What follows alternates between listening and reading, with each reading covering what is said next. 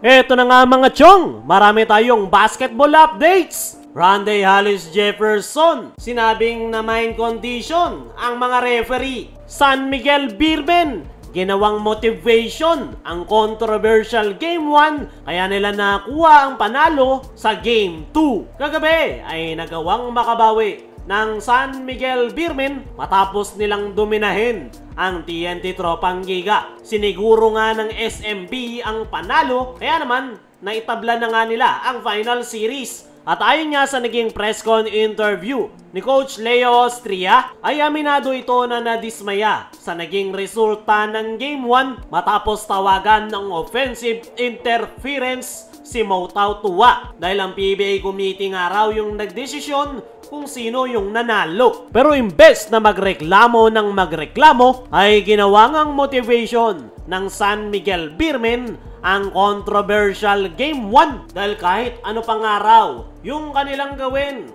magreklamo man sila o magprotesta, ay hindi na raw mababago yung resulta ng laro. Kaya ang ginawa nga raw nila ay ibuhos ang lahat ng kanilang gigil at galit sa Game 2 para kuhanin ang panalo. At effective nga raw dahil napakaganda ng ipinakita ng kanyang mga players. Nandun nga raw yung gigil at talagang desidido na makuha ang panalo. Para kay Coach Leo ay hindi nga raw nila makakalimutan yung controversial Game 1. At yan nga raw yung kanilang gagawing motivation buong final series at mas lalo nga lang daw silang nag-init na pigilan ng TNT sa kanilang Grand Slam. Ay naman mismo dito kay Moutaw Tua ay hanggang sa ngayon ay hindi pa rin daw siya makapaniwala sa naging desisyon ng PBA committee. Sa buong talambuhay niya nga raw ay first time niya lang makakita o maka-experience na binawasan ng puntos at sobrang pangit nga raw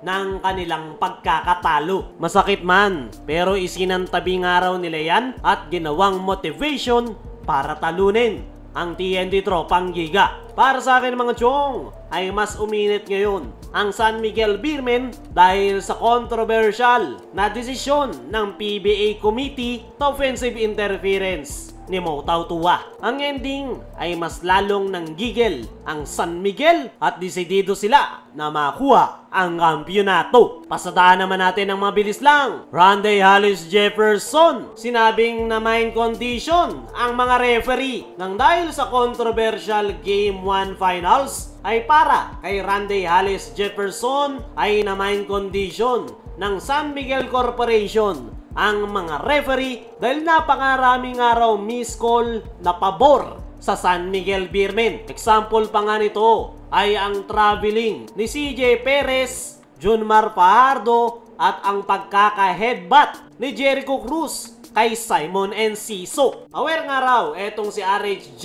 sa controversial Game 1 pero para sa kanya ay goaltending daw talaga at tama yung desisyon ng PBA committee. Kaya nagtataka nga raw siya kung bakit na may condition ng SMB ang mga referee. At ngayon natabla na ang final series ay kumpiyansa pa rin etong si Randy Hollis Jefferson na magagawang makabawi ng TNT sa mga upcoming games at makukuha nila ang kanilang inaasam na Grand Slam. Ang tanging gusto lang ni RHJ ay fair officiating at kung mangyayari nga raw yan ay magandang finals ang ating mapapanood. Kayo mga chong, ano ang masasabi nyo sa sinabi ni RHJ?